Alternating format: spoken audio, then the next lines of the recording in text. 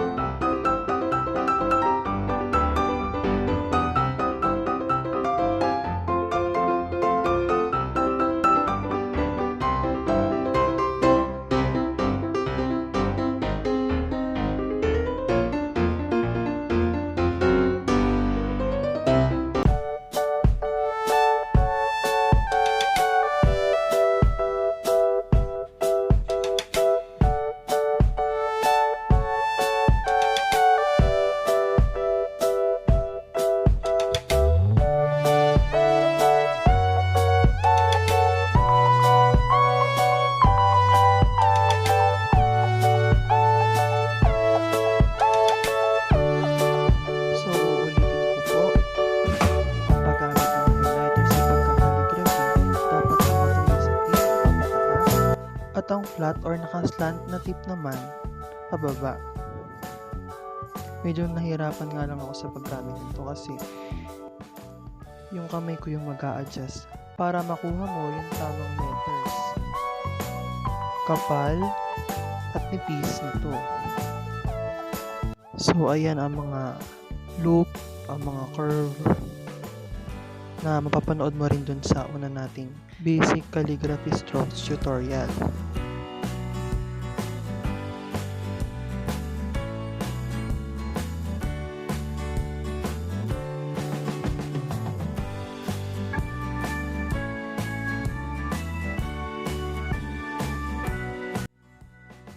So, ayun guys, ito na yung mga letters ng calligraphy at kung paano ka mag-calligraphy gamit ang highlighters. So, ayun. Please like and subscribe. Thank you for watching. Sana nagustuhan mo ang video na to. Thank you.